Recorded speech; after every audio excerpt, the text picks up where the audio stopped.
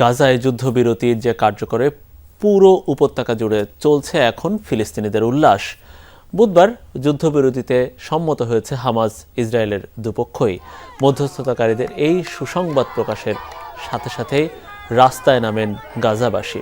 খান ইউনিস সহ পুরো গাজায় চলছে উল্লাসিত জনতার উৎসব। দেয়া হচ্ছে বিভিন্ন স্লোগান, নেচে গেয়ে দিনটি উপভোগ করছে শিশুরাও, পোড়ানো হচ্ছে আতশবাজিও।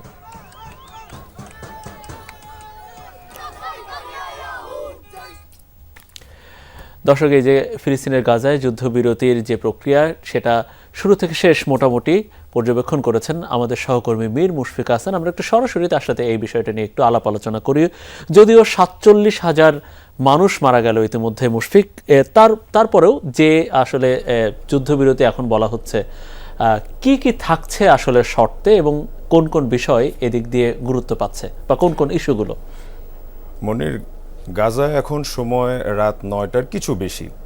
তো বলা যায় নিঃসন্দেহে গেল ১.৫ বছরের মধ্যে সবচেয়ে নিশ্চিন্ত রাতটা পার করতে চলেছেন গাজার সাধারণ মানুষ।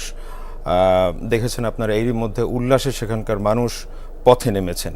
তো যে বিষয়গুলো নিয়ে আসলে বারবার আলোচনায় বসা সত্ত্বেও সমঝোতায় যেতে পারেনি, যে এই শর্তগুলো নিয়ে আসলে বারবার বিবাদ চলছিল হামাস এবং ইসরায়েলের মধ্যে, এর মধ্যে সবচেয়ে বেশি গুরুত্ব পেয়েছে বন্দি বিনিময়।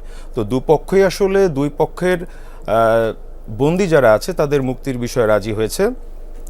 এক্ষেত্রে বলা হচ্ছে যে আগামী ৪২ দিনে, অর্থাৎ যুদ্ধবিরতির মেয়াদ থাকবে ৬ সপ্তাহ, এই ৪২ দিনে মোট ৩৩ ইসরায়েলি বন্দীকে মুক্তি দেবে হামাস। এর ভেতরে সাধারণ বেসামরিক ইসরায়েলিরা যেমন আছেন তেমনি আছেন সামরিক বাহিনীর সদস্য।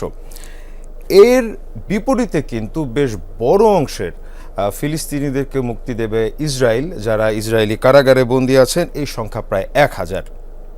দীর্ঘদিন ধরেই গাজাতে খাবার, পানি এবং ওষুধের একটা সংকট, কারণ সেখানে কোনো ত্রাণবাহী ট্রাককে ঢুকতে দেওয়া হচ্ছে না। এই বিষয়ে কিন্তু শর্ততে সমঝোতা হয়েছে দুপক্ষেরই। বলা হচ্ছে প্রতিদিন গাজায় ত্রাণ নিয়ে ঢুকতে পারবে প্রায় ৬০০ ট্রাক। এটা আসলে গাজাবাসীদের জন্য অনেক বড় একটা স্বস্তির বিষয়।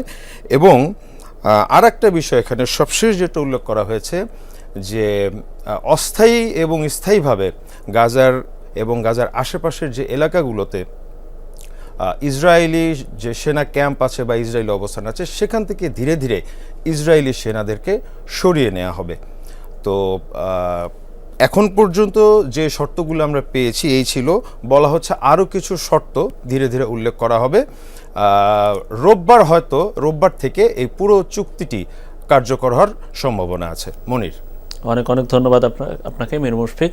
নিশ্চয়ই আপনাদের মাধ্যমে দর্শকদের আমরা সেটা আগামীকাল বা বৃহস্পতিবার আমরা জানাতে পারবো।